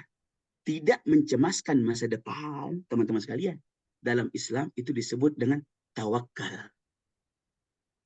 Disebut dengan apa? Tawakal. Oke, secara sederhana saya kasih analogi begini, teman-teman. Ada yang jurusan arsitek di sini? Tidak ada? Ada arsitek atau apa bangunan segala nggak ada ya? Oke, teman-teman, misalkan teman-teman mau bikin rumah ini. Teman-teman mau bikin rumah. Akhirnya teman-teman meng-hire seorang arsitek senior. Arsitek hebat. Arsitek apa, teman-teman? Hebat. Arsitek ini sudah membangun rumah-rumah orang kaya, presiden, gubernur. Arsitek hebat. Dia ajukan gambar. Pak, misalnya mana Pak Hobirul? Pak Hobirul mana? Mana Pak Hobirul? Oke. Misalnya Pak Hobirul mau nikah, terus bikin rumah di Indonesia. Ya, dia, udah nikah apa belum? Belum ya? Belum, kami Belum, iya. Soalnya dari wajah memang saya lihat wajah-wajah kesepian begitu kan. Ya, misalnya mau bikin gitu. Kata arsitek Pak Hobirul nanti ini di sini, tiangnya di sini, besinya besarnya segini, campuran semen, campuran pasirnya segini, saya sudah mengerjakan rumah presiden begini begini begini. Saya tanya Pak Hobirul. Pak Hobirul kira-kira dalam proses pengerjaan rumah itu akan banyak memprotes atau mengintervensi arsitek itu apa tidak? Atau nyerahin aja, terserah deh kau arsitek gimana, kau yang bagus. Kira-kira gimana Pak Hobirul? serah arsitek bagaimana? Terserah arsitek, itu namanya tawakal. Tawakal itu artinya mewakilkan, menyerahkan. Wakala yuwakilu, kan begitu. Wakil. Artinya, saya sih nggak ngelakuin, tapi saya wakilkan. Artinya saya serahkan. Saya serahkan. Kenapa? Loh, saya nggak bisa, saya nggak punya ilmunya tentang rumah ini. Saya wakilkan. Kalau arsiteknya itu arsitek senior, kira-kira Pak Hobirul tenang nggak mewakilkannya? Nah, Tenang. Tenang. Tenang itu kata lain apa? Bahagia. Bahagia. Bahagia. Nah, saya tanya teman-teman sekalian. Siapa yang menciptakan waktu ini, teman-teman? Allah. Wal asr. Allah yang menciptakan waktu. Siapa yang menciptakan waktu masa depan, teman-teman? Allah. Teman-teman sekarang jam 12 siang di situ mungkin. Tapi teman-teman ingin agar seketika jadi subuh. Saking inginnya teman-teman guling-guling salto di situ. Bisa subuh nggak? Nggak bisa. Kenapa? Belum waktunya. Kenapa? Bukan kita pencipta waktu. Pencipta waktu adalah Allah. Tapi kalau Allah bilang waktunya gelap, gelap. Waktunya ini terang, terang. Teman-teman sekalian. Artinya tidak ada zat yang lebih berkuasa dan lebih tahu tentang diri kita dan mengatur kita lebih baik daripada pengaturan Allah Subhanahu wa taala. Coba lihat. Hidung kita punya 2 lubang tapi menghadap bawah. Coba bayangin hadap atas. Siapa yang ngatur? Allah. Mata kita ada 2 letaknya di depan. Coba letaknya di samping. Kaki kita ada 2 letaknya di bawah. Coba kaki kita di atas. Semua ini. Kita, teman-teman sekalian, coba. Siapa di sini angkat tangan coba. Yang bisa menumbuhkan 1 helai bulu alisnya. Ayo coba. 1 helai bulu alis. Nggak usah menciptakan ini. 1 helai bulu alis. Nggak bisa. Jadi teman-teman, yang paling bisa, yang paling menguasai segala masa depan itu adalah Allah. Jadi semestinya kalau kita serahkan ke Allah, kita akan tenang, teman-teman. Masa depanku akan begini. Kan belum terjadi, teman-teman. Ngapain dipikirkan? Ini kayaknya hanya yang sepuh hanya satu nih, yang paling depan kayaknya ini pakai jaket saya lihat ini kayaknya agak sepuh ini. Kayaknya agak sepuh izin ini ayah Anda ya. Ya, ada seorang mau pensiun 3 tahun lagi. 3 tahun lagi dia mau pensiun tapi hidupnya sudah resah. Oh, dia ditanya, kenapa kamu resah? Loh, saya kan akan pensiun. Bentar lagi saya pensiun. Lalu dia katakan, berapa tahun lagi kamu pensiun? 3 tahun lagi. Loh, kan 3 tahun lagi ngapain resah? Belum tentu kok kamu pensiun. Dia katakan, udah pasti. 3 tahun saya akan pensiun. Dia katakan, belum tentu kamu akan pensiun. Dia katakan, udah pasti. Saya 3 tahun lagi akan pensiun. Dia katakan, maka ditanya kepadanya, kira-kira besok kamu bisa nggak jamin masih hidup? Nggak bisa. Jadi seandainya kalau besok kamu mati, kira-kira 3 tahun lagi pensiun nggak? Ya nggak nunggu 3 tahun. Jadi sesuatu yang belum pasti dijalani, belum pasti dihadapi, lo ngapain dipikirin? Kalau bahasa guru saya tuh kurang kerjaan, ente itu hidup mikirin sesuatu yang belum terjadi. Mikirin sesuatu yang belum pasti, udah dicemasin. Kejadiannya belum ada, tapi kebahagiaannya sudah hilang. Kurang kerjaan, teman-teman. Mohon maaf ini agak keras mungkin, tapi guru saya ngajarin kayak begitu. Kamu ini kurang kerjaan. Kok kamu menghapus kebahagiaanmu di masa kini, hari yang kamu jalani hari ini, gara-gara masa depan yang belum tentu kamu jalani? Maka dimampirkan Nabi Muhammad SAW di tanah Yasrib, tanah Madinah, masa depan yang belum dia jalani untuk mengatakan, wahai Muhammad, serahkan semua masa depanmu kepada Allah. Jadi teman-teman, kalau ingin bahagia tanpa syarat, 3 sudah yang saya sampaikan. Masih banyak nih. 3 sudah yang saya sampaikan. Yang pertama tadi apa? Husnuzon. Yang pertama tadi apa teman-teman? Bahasa orang barat namanya apa? Positif illusion.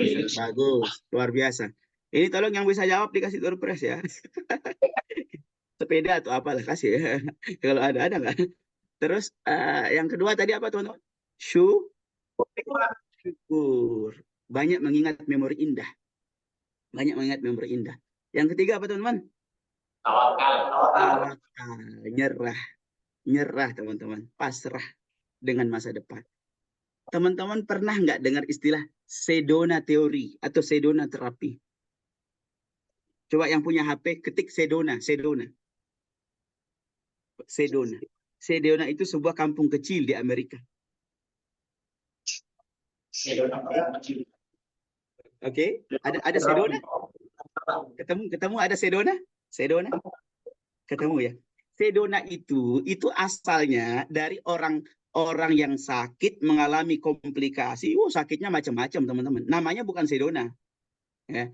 Tapi nanti dia akan menepi ke kampung di Amerika namanya Sedona. Dia sakit, udah diponis sama dokter. Kamu akan meninggal sekian hari lagi. Udah diponis teman-teman. Dia sudah berusaha berikhtiar, datang ke dokter ini, dokter itu, pada akhirnya dia diponis. Akhirnya dia menepi ke kampung namanya Sedona, lalu dia memasrahkan kehidupannya di situ. Ternyata apa yang terjadi teman-teman? Ketika dia memasrahkan kehidupannya, apa yang terjadi teman-teman? Umurnya lebih panjang daripada dokter yang memponisnya itu. Dokternya mati lebih duluan daripada dia. Kita mungkin mengatakan kan umur sudah di tangan Tuhan, tapi Tuhan kalau menginginkan sesuatu menciptakan sebab-sebabnya teman-teman. Itu disebut dengan sunnatullah. Umur kan di tangan Allah. Dokter mati ataupun ini si orang Sedona ini mati, itu kan sudah di tangan Allah. Bukan soal pasrahnya. Tuhan kalau menginginkan sesuatu menciptakan sebab. Tuhan kalau menginginkan kita kenyang, diberi kita makan. Bisa orang kenyang tanpa makan? Bisa. Tapi biasanya, kebiasaan Allah, kalau menginginkan takdir sesuatu kepada hambanya, dia menciptakan sebabnya. Dan sebab orang Sedona itu diselamatkan dan dipanjangkan umurnya oleh Allah ketika dia berpasrah. Itu yang kemudian orang menyebutnya dengan Sedona teori, Sedona terapi. Apa itu? Kemampuan untuk kalau bahasa sederhananya itu surrender, kita menyebutnya mungkin ya menyerah ya. Saya nggak bisa punya kemampuan itu, menyerah. Atau teman-teman kalau ditawan sama itu begal atau apalah begitu kan, dia akan berkata begini, angkat tangan atau mati. Angkat tangan atau mati. Angkat tangan artinya apa teman-teman? Menyerah. Kalau nggak angkat tangan, itu bisa mati. Tapi kalau angkat tangan, saya tanya, walaupun dia di penjara, tapi selamat nggak? Mati nggak? Enggak. Kenapa? Dia menyerah. Dia menyerah. Menyerah itu seni yang sangat hebat dalam hidup ini. Ketika kita semakin bisa tawakal, maka kita akan terhindar dari penyakit kecemasan, maka kita akan menjadi orang bahagia. Kebahagiaan itu yang akan mengundang keajaiban. Happiness invite the miracle in your life. Kebahagiaan akan mengundang keajaiban dalam kehidupan kita. Teman-teman lihat, Masya Allah, la haula wa la quwata illa billah. Banyak orang-orang itu tidak sebanding pencapaiannya dengan usianya. Kalau ditilik-tilik, usianya masih kecil, tapi pencapaiannya sudah hebat. Itu keajaiban. Sesuatu yang tidak masuk akal, teman-teman sekalian. Sedona itu loh. Dia bisa sembuh, itu keajaiban. Dia sudah diponis secara ilmiah, secara kedokteran dia diponis. Sekian hari lagi kamu mati. Tapi coba, dia bisa hidup sekian puluh tahun setelah itu. Dengan apa? Dengan pasrah. Karena pasrah itu akan menghadirkan kebahagiaan dalam jiwa. Pasrahkan masa depan. Jangan banyak ngatur sesuatu yang belum terjadi. Merencanakan boleh, Ustaz. Merencanakan boleh. Tapi memaksa ini harus seperti ini. Itu justru bukan membaikkan masa depan, tapi menghancurkan masa depan. Merencanakan boleh. Tapi kan perencanaan bisa terjadi, bisa tidak. Namanya planning. Atau orang-orang menyebutnya juga forecasting. Meramal masa depan. Ya, merencanakan masa depan. Atau seperti orang misalnya meramal cuaca. Orang bilang, ayo siapin payung. Kemungkinan ini sejam lagi akan hujan. Itu kan forecasting. Apa itu namanya? Ramalan cuaca. Kalau di berita-berita ada begitu. Oh, kemungkinan nanti akan terjadi krisis di sini. Kita siapin ya. Itu kan sama kayak kisah Nabi Yusuf. Pernah dengar kisah Nabi Yusuf? Rajanya mimpi, rajanya mimpi ada 7 tangkai, kemudian 7 bulir segala macam. Lalu Nabi Yusuf mengatakan akan terjadi paceklik dalam 7 tahun dan sekian-sekian. Akhirnya apa yang terjadi oleh raja? Dia menyimpan stok banyak untuk 7 tahun ke depan, dia makan sedikit sebagian. Untuk apa? Untuk mengantisipasi paceklik di masa yang akan datang. Itu namanya perencanaan. Boleh atau tidak? Boleh. Bukan tidak percaya Tuhan dan tidak percaya masa depan. Bukan. Dan pasrah itu teman-teman bukan putus asa. Banyak orang sekarang putus asa mengatakan dirinya pasrah. Ya, banyak orang putus asa mengatakan dirinya apa? Pasrah. Ada orang berkali-kali usaha, tapi nggak diterima kerja. Berkali-kali mengajukan lamaran, nggak diterima. Akhirnya dia mengatakan, oh saya nggak mau mengajukan lamaran lagi. Kenapa? Saya pasrah. Ente bukan pasrah, ente malas. Ya, itu putus asa. Ya, putus asa. Ya, putus asa. Berkali-kali dia itu apa namanya kerja apa bisnis tapi nggak berhasil. Akhirnya dia menyimpulkan miskin itu saya ini orang zuhud. Nggak apa-apa saya miskin, santai saja saya miskin ini. Kaya itu nggak menjamin kebahagiaan kok katanya. Ya, nggak apa-apa saya miskin. Kaya itu nggak menjamin kebahagiaan kok. Kalau yang mengatakan itu orang kaya teman-teman, bisa jadi dia pasrah orang. Bisa jadi dia orang yang zuhud. Tapi kalau yang mengatakan itu orang miskin, bisa jadi dia putus asa teman-teman. Dia sudah berusaha mencoba berkali-kali untuk kaya. Lalu tidak kaya-kaya, mengatakan, ya sudah mungkin saya nggak bisa kaya. Putus asa dia. Tapi orang yang sudah kaya lalu merasakan bagaimana sih rasanya kaya itu. Lalu dia mengatakan, kaya tidak menjamin kebahagiaan. Hidup sederhana, bersahaja apa adanya, itu lebih bahagia. Padahal dia kaya. Nah, itu orang yang pasrah. Itu orang yang hebat, yang asli. Itu orang yang hebat. Sama seperti orang yang nggak pernah naik kelas. Dia mengatakan ranking itu bukan segala-galanya kok. Nilai rapot itu bukan segala-galanya kok. Itu antara antara berdamai atau putus asa itu. Ya. Kalau yang ranking 1 mengatakan ini nilai rapot saya, ini bukan segala-galanya. Yang segala-galanya adalah ikhtiar saya dan nikmat Allah kepada saya. Tapi kalau yang mengatakan nilai ini bukan segala-galanya, orang yang nggak pernah naik kelas, ini orang putus asa teman-teman. Ya, orang putus asa. Makanya dikatakan dalam Islam, tawakal itu harus dibarengi dengan ikhtiar. Dibarengi dengan usaha. Pasrah dengan masa depan kok bukan berarti nggak mau kerja buat nafkahin anak istri. Itu bukan masa. Kalau kata Imam Ghazali itu namanya mazhabul kasal. Mazhabnya para pemalas. Ya, metode hidupnya para pemalas. Dia mengatakan saya tawakal, istri dan anak saya nanti Allah yang kasih makan. Loh, istri anakmu kok Allah yang kasih makan, tapi kenapa kau yang nikahin? Ya, kalau memang kau ingin pasrahkan mereka ke Allah, ya kau usah dinikahin. Nikah berarti ingin mengambil tanggung jawab. Maka pasrah itu teman-teman bukan putus asa, bukan fatalistik yang orang pahami. Pasrah itu tidak melakukan apapun. Justru dengan pasrah orang akan sangat optimal melakukan apapun. Ya Allah, saya sih nggak bisa, engkau yang bisa. Tapi saya mau usaha ya Allah. Karena engkau yang menentukan saya hanya bisa berusaha, maka usaha ini akan sangat saya optimalkan dan maksimalkan ya Allah. Maka dia kerjanya profesional, kerjanya luar biasa. Kenapa? Ya, hanya ini yang bisa saya lakukan. Takdir nanti ujungnya kayak Iwan, saya begitu bukan ranah saya, itu Allah. Itulah tawakal teman-teman sekalian. Itulah tawakal yang sejati. Husnuzan, syukur, tawakal. Ini baru sampai Yasrib. Lanjut teman-teman, apa tanya jawab aja? Boleh kalau ada tanya jawab. Ini 20 menit lagi jam 12 di sini. Apa ada tanya jawab? Boleh deh.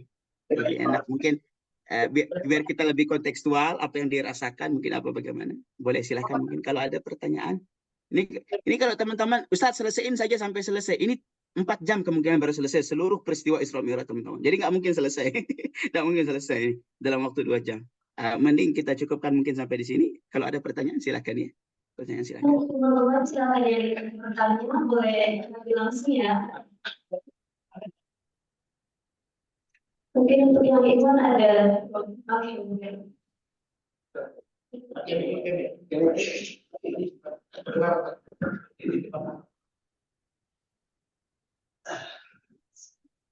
Baik, Ustaz. Assalamualaikum warahmatullahi wabarakatuh. Tadi Ustaz sudah jelaskan terkait pentingnya husnuzon, syukur dan tawakkul. Jadi kebanyakan dari kami atau kita semua di sini atau teman-teman di luar di seluruh dunia gitu, khususnya Muslim, kendala kami dalam menjalani yang tiga tadi, yaitu husnuzon, tawakal, dan syukur itu yaitu keyakinan kami untuk melakukan tiga tersebut. Mungkin saran dari Ustaz Multazam, mungkin hal apa yang harus kita perkuat dalam diri kita saja. Agar yakin begitu. Ya, untuk meyakinkan kita untuk melakukan hal yang tiga tersebut. Oke, siap. Terima kasih Ustaz. Assalamualaikum warahmatullahi Sama-sama. Masya Allah. Iya, benar-benar. Memang keyakinan ini penting ya. Ini pondasi teman-teman. Makasih Mas Sobirol. Ini memang penting sekali masalah keyakinan ini. Teman-teman, begini deh. Saya tanya teman-teman. Api panas nggak? Api panas nggak? Api panas. Coba angkat tangan semua. Angkat tangan begini. Oke. Seandainya di bawah telapak tangan teman-teman, saya nyalakan korek api. Apa yang akan teman-teman lakukan dengan tangannya? Ditarik. Kenapa ditarik? Karena meyakini api itu panas. Betul atau tidak? Tapi sebenarnya api itu bisa membakar nggak sih? Bisa. Bisakah api tidak membakar? Bisa. Yakin. Coba. Dibakar itu ada nggak korek situ? Ya. Teman-teman sekalian. Kalau dalam ilmu akidah itu masuk dalam bab jaiz, teman-teman.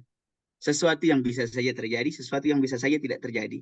Tapi kenapa kita kalau ketemu api itu langsung kita angkat? Karena kita meyakini api itu panas. Kenapa kita meyakini api itu panas? Karena pengalaman saya pernah nyalain korek, apinya kok panas. Pengalaman saya pernah masak di kompor kena api kok panas. Pengalaman saya. Jadi apa yang membentuk keyakinan itu, teman-teman? Pengalaman. Jadi orang itu makin melakukan, makin yakin. Kenapa? Karena dia makin mengalami. Maka ada satu istilah di ilmu tasawuf itu adalah beda antara orang yang mengetahui dan mengalami. Kalau mengetahui, dia sekedar tahu, tapi tidak merasakan. Contoh begini, teman-teman tidak pernah makan durian.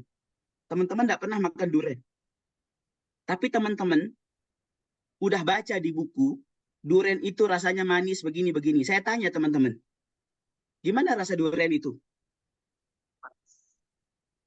Manis. Dari mana tahu manis? Dari pengetahuan. Tapi bisakah apa yang disampaikan, oh ini manis, bisakah manis yang disampaikan itu betul-betul seperti manis yang ada pada diri durian itu? Sebenar-benarnya seperti manis. Sehingga tahu, oh manisnya durian, manisnya gula beda. Bisakah? Nggak bisa. Itu hanya diketahui dengan apa? Kalau ada orang nanya, gimana rasa durian? Caranya, kasih dia durian, suruh dia makan. Nah, gimana rasanya? Oh, begini rasanya. Itu rasanya. Jadi, kemudian dia akan yakin. Oh, saya yakin durian itu pasti manis. Kenapa? Nih, saya udah nyicip langsung. Jadi, teman-teman sekalian, kalau ingin menambah keyakinan, semangat untuk beramal. Dari beramal itu akan ada pengalaman. Dari pengalaman itu akan ada rasa, teman-teman sekalian. Akan ada rasa. Jalani saja dulu. Oh, saya baik sangka saja dulu. Saya nggak tahu sih hikmahnya, tapi insya Allah baik deh. Insya Allah baik deh. Saya nggak tahu sih apa sih yang akan baik selain. Tapi nggak tahu, baik deh. Jalani saja. Oh, baru nanti Allah kasih kita. Oh, begini. Sampai nanti teman-teman akan sampai pada tahap satu istilah saya sebut dengan terkejut dan terbengong-bengong. Lalu berkata, ya Allah, emang boleh sebaik ini engkau kepadaku? Nggak bahaya tah, emang boleh kalau kata netizen teman-teman, ya kata orang-orang netizen, emang boleh ya Allah engkau sebaik ini, ya Allah aku sholat subuh sih tapi nggak jamaah, tapi ya Robi engkau kok baik banget sama aku, ya Allah aku sih jamaah tapi nggak khusyuk, tapi kok nikmatmu ini loh bikin aku terbengong-bengong, emang boleh sebaik ini ya Allah, sampai pada tahap kayak begitu, kagum banget sama Allah. Nah, kalau udah kagum, itu namanya cinta, teman-teman. Kenapa? Karena cinta lahir dari kagum. Ketika sudah kagum, lahirlah cinta. Kalau udah cinta, mau dicubit kayak bagaimanapun, ujung-ujungnya keramas. Betul apa tidak? Ini yang jomblo nggak paham ini. ya, ya, ya, ya. Gimana? Ya, mau dipukul sama istrinya, dipukul sama suaminya, tapi sambil tertawa. Bahagia. Kenapa? Sudah Nah, cinta. cinta.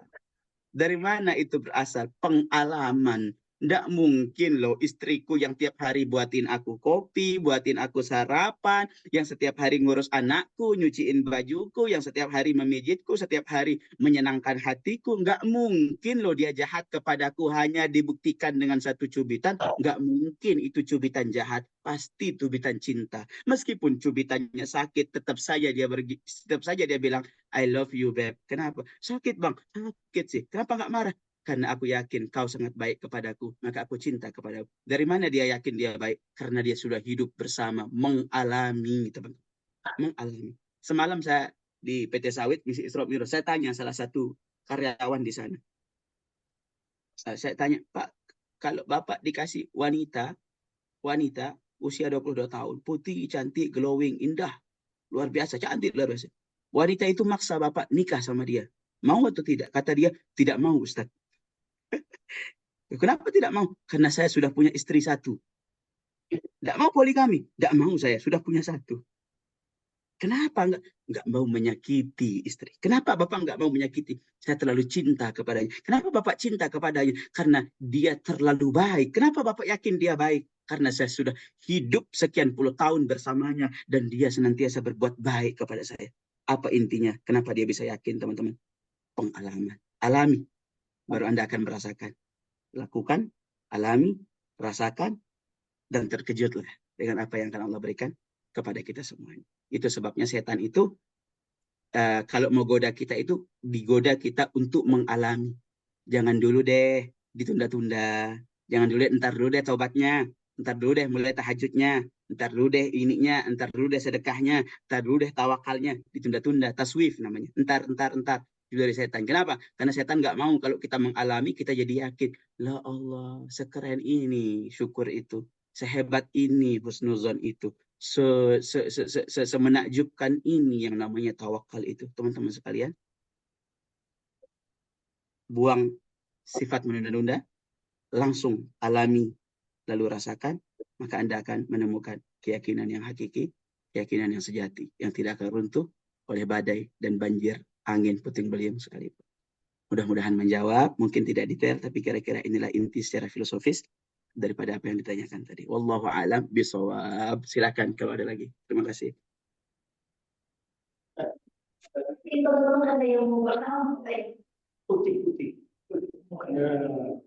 Sangat Atau lagi Izin ya Pak Ustaz, mau nanya tadi kan udah ada positif emotion, syukur, tawakal. Dari yang tiga itu, yang mana sih yang paling penting? Kayak kan nggak mungkin tiga-tiganya sekaligus gitu untuk mungkin buat kita yang masih dingin ilmunya kayak tiga-tiganya itu terlalu berat untuk sekaligus dilakukan. Yang the most importantnya itu yang mana? Terima kasih. Siap. Saya simpulkan pertanyaannya, mana yang lebih penting lebih dahulu untuk dilatih? Positif illusion kah, kemudian syukur kah, dan tawakal kah? Betul kayak begitu? Oke, betul. Baik teman-teman sekalian, sekarang teman-teman duduk di sini, mungkin statusnya sama, atau ya, keluarganya, atau daerah bangsa kita sama. Tapi saya hakul yakin, keadaan hati teman-teman berbeda-beda. Pengalaman teman-teman juga berbeda-beda. Kemampuan kompetensi teman-teman juga berbeda-beda. Maka teman-teman sekalian, dari mana harus memulainya? Dalam bahasa yang lebih sederhana, mulai dari yang paling mudah yang bisa teman-teman lakukan. Ustadz, saya untuk tawakal ini agak berat. Apa yang mudah? Baik sangka. Mulai dari baik sangka. Saya Ustadz, baik sangka ini agak berat. Apa yang mudah? Bersyukur. Kenapa? Saya terlalu banyak nikmat. Ya sudah, saya mau tulis. Mulai dari bersyukur. Nulis sunnah syukur. Ustadz, saya bersyukur baik sangka agak susah. Apa yang kau bisa? Saya positive illusion. Saya itu tawakal. Saya pasrah. Insya Allah bisa. Ya sudah. Mulai dari situ. Mulai dari mana yang kita paling mudah. Karena teman-teman, sesuatu itu memiliki tahapan-tahapan. Dan tahapan saya dengan tahapan teman-teman beda-beda. Ya, tahapan kondisinya beda-beda, masing beda-beda gitu. Kita ini kan sudah dibangun oleh masa lalu kita masing-masing. Kita saat ini kan masa lalu kita masing-masing. Dan masa lalu kita itu beda-beda. Nah, jadi bagi saya misalnya mengangkat beban 20 kilo itu mungkin berat, tapi bagi sebagian teman-teman mengangkat 50 kilo itu udah ringan. Jadi tahapannya beda-beda. Jadi mana yang lebih didahulukan? Kembali ke tadi. Mana yang kira-kira lebih mudah untuk dilakukan. Bisa dipahami ya? Barakallahu fikum. Yang jelas mulai sekarang saat ini juga. Ya, mulai perubahan dari diri sendiri saat ini dan mulai dari apa namanya? Dari yang paling kecil. Mulai dari yang paling kecil artinya yang paling ringan yang bisa kita lakukan. 3 prinsip perubahan. Barakallahu fikum. Terima kasih Ustaz atas jawabannya yang Ustaz. Jadi dalam beberapa menit yang orang lagi, oh iya, oke. Oke, siap. 8 menit lagi. Siap. Siap. Tadi disampaikan positif illusion.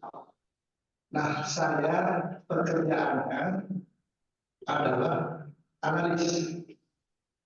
Apa? Maaf. Analis data. Ya. Oke, terus? Yang saya kerjakan adalah yang terburuk, apa yang akan datang.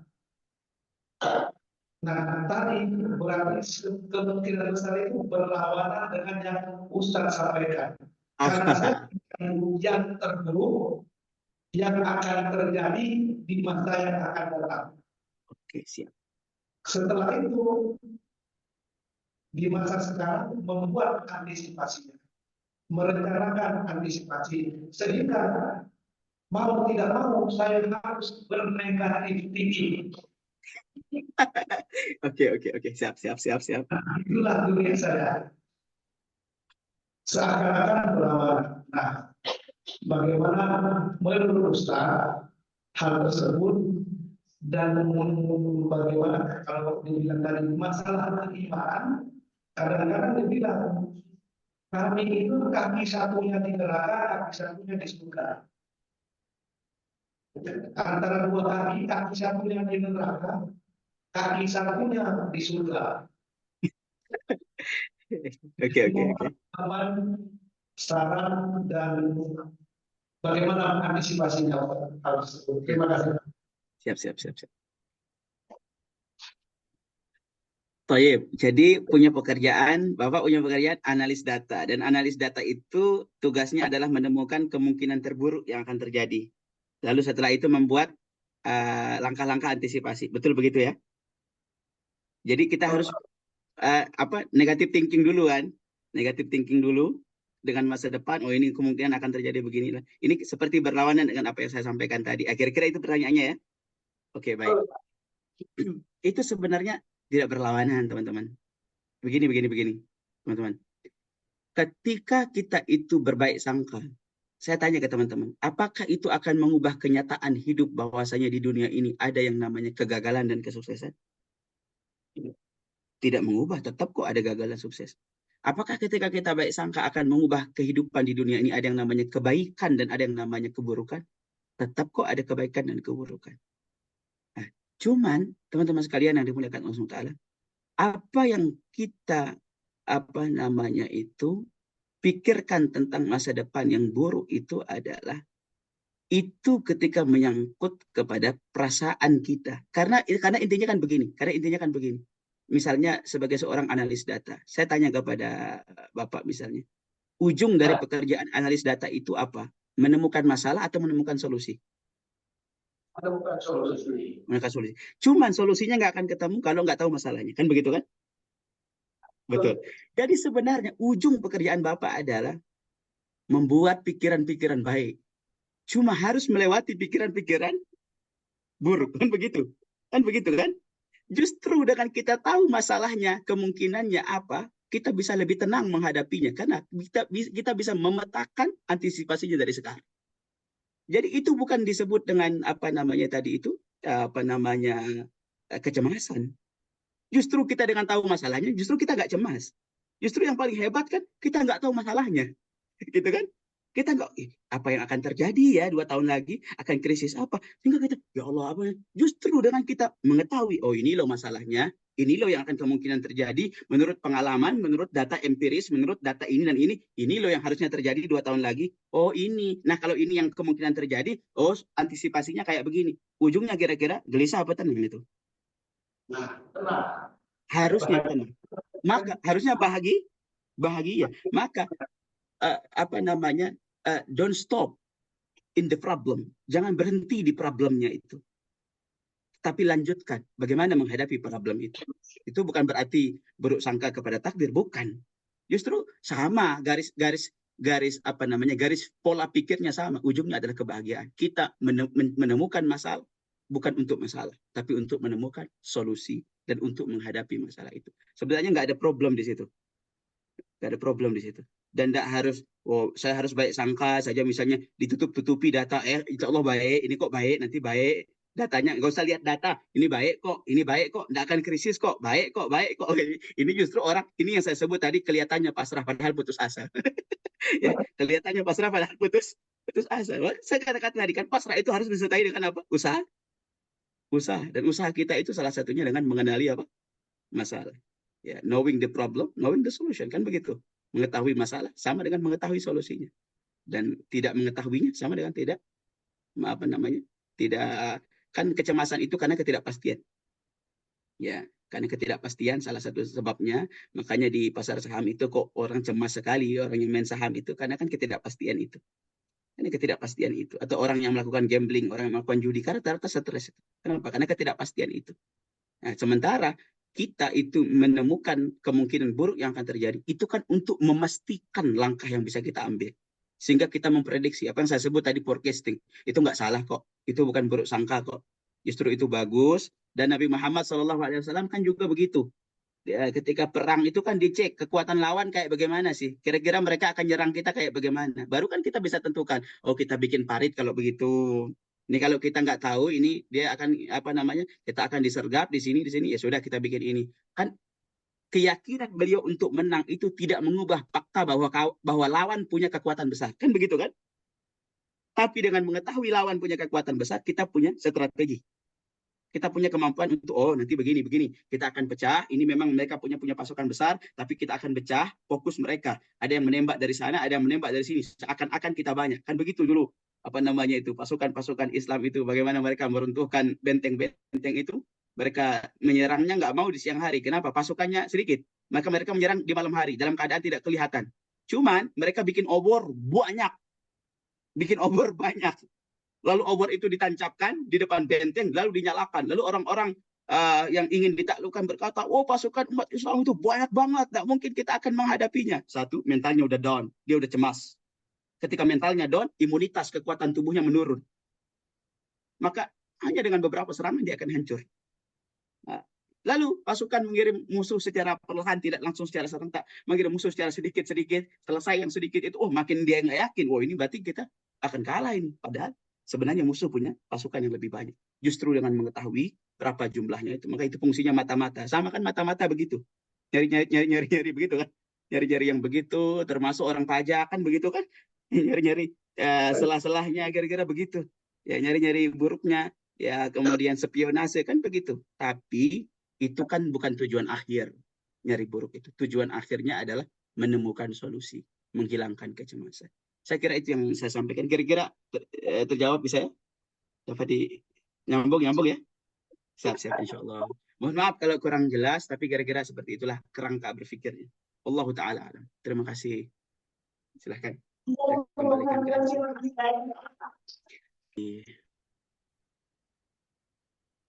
Ya Allah ya Rabb, apapun hajat kita hari ini mudah-mudahan dikabul, hajat yang baik-baik mudah-mudahan dikabulkan oleh Allah Ta'ala. Segala jenis bentuk hajat itu, jika itu baik untuk iman kita, untuk taqwa, untuk hidup dunia akhirat kita, mudah-mudahan dikabul oleh Allah dengan keutamaan, dengan rahasia, dengan sir. Al-Fatihah. A'udzu billahi minasyaitonir rajim. Bismillahirrahmanirrahim. Alhamdulillahi rabbil alamin, arrahmanir rahim, maliki yaumiddin. إياك نعبد وإياك نستعين اهدنا الصراط المستقيم صراط الذين أنعمت عليهم غير المغضوب عليهم ولا الضالين آمين. Bismillahirrahmanirrahim. Alhamdulillahi rabbil alamin. Ya Allah, terima kasih atas segala nikmat yang Kau berikan kepada kami dan keluarga kami. Saking banyaknya nikmat itu sampai-sampai kami tidak mampu menghitungnya ya Allah. Ya Allah, terima kasih ya Allah, makasih ya Allah, makasih semua nikmat-Mu ya Allah. nikmat masih bisa makan, masih bisa napas, bahkan ya Rabbi, nikmat masih bisa mengeluarkan keringat, bahkan nikmat masih bisa buang air kecil, buang air besar. Padahal ya Allah, betapa banyak orang yang belum bisa dan bahkan terganggu di dalam perkara itu ya Allah. Tapi kami Engkau jaga semua nikmat itu ya Allah. Nikmat masih bisa melihat, padahal kami tidak mengerti tentang ilmu kornea ya Allah. Nikmat bisa mendengar, padahal kami tidak mengerti ilmu tentang pita, pendengaran pita suara dalam berbicara ya Allah. Tapi semua kau jaga ya Allah. Kalau kami mau sebut nikmatmu tidak akan habis ya Allah. Saking banyaknya ya Allah. Tapi ya Rabbi, dalam begitu banyak kepungan dan gempuran nikmatmu kepada kami. Ya Rabbi, tak segan-segan kami berbuat dosa. Lalai dengan perintahmu ya Allah. Maka kami mohon ampuni kami ya Allah. Sayangi kami ya Allah. Kasihani kami ya Allah. Maafkan salah kami ya Allah. Ya Rabbi, semua orang boleh kagum dan takjub kepada kami. Itu semata-mata bukan karena kami hebat. Kami yakin dan tahu sadar. Itu semata-mata karena Engkau masih menutup aib kami, ya Allah, dengan kasih sayang-Mu. Ya Rabbi, di sisimu tidak ada yang bisa kami tutup. Di sisimu tidak ada yang bisa kami rahasiakan. Kau tahu buruk jeleknya kami, ya Allah. Maka kami mohon kepadamu, wahai zat yang sedang memandang kepada hati sanubari kami. Ya Allah, jika dalam hati ini Engkau melihat segala keburukan, kecemasan, kekhawatiran, ketidakridhaan akan takdir, akan kehidupan, akan apapun, buruk sangka kepada orang ataupun kepada ketetapan-Mu ya Rabbi, hapus, hilangkan semua itu ya Allah. Ganti dengan ridha, dengan syukur, dengan tawakal, dengan husnuzan, dengan baik sangka ya Allah. Ya Rahman, Ya Rahim, Ya Allah bimbing kami yang tertatih-tatih ya Allah, yang maju mundur di dalam bertakwa dan mendekat kepadamu ya Allah. Bimbing kami, hanya kepadamu ya Allah kami pasrahkan kehidupan kami, ketenangan jiwa kami. Hanya kepadamu ya Allah kami pasrahkan semakin baiknya kehidupan kami di masa depan ya Allah. Kami tak mampu, kami tak bisa. Kami hanya melakukan usaha yang Kau perintahkan kami dan Kau wajibkan kami untuk berusaha ya Allah. Tapi akhirnya Engkaulah yang memiliki ketetapan dan takdir. Rabbana taqabbal minna innaka antas samiul alim wa tub alaina innaka antat tawwabur rahim. Khususan untuk seluruh saudara-saudara kami, baik di Beijing atau di Cina secara menyeluruh, ya Allah, atau di negeri-negeri yang tempat mereka berada, tempat mereka hadir saat ini, ya Allah. Ya Allah, kami mohon rahmati, bimbing, ya Allah, mereka, ya Allah. Sebagaimana Kau pertemukan kami dalam perjumpaan wajah ini di dunia ini, ya Allah. Tolong perjumpakan lagi wajah kami kelak di surgamu, ya Allah, tanpa tertinggal seorang pun, ya Allah. Ya Allah, kalau melihat dosa kami, rasanya jauh kami dari surga, ya Allah. Tapi kalau melihat kemaha kasih sayangan-Mu kepada kami, ya Rabbi, kami masih punya harapan kepadamu. Maka kami meminta dan memohon belas kasih-Mu, ya Allah. Sebagaimana Kau tatapkan mata kami satu sama lain siang ini, pagi ini, ya Allah. Tolong tatapkan lagi mata kami ini dalam perjumpaan di surga-Mu, ya Allah. ربنا تقبل منا إنك أنت السميع العليم وتب علينا إنك أنت التواب الرحيم ربنا آتنا في الدنيا حسنة وفي الآخرة حسنة وقنا عذاب النار سبحان ربك رب العزة عما يصفون وسلام على المرسلين والحمد لله رب العالمين.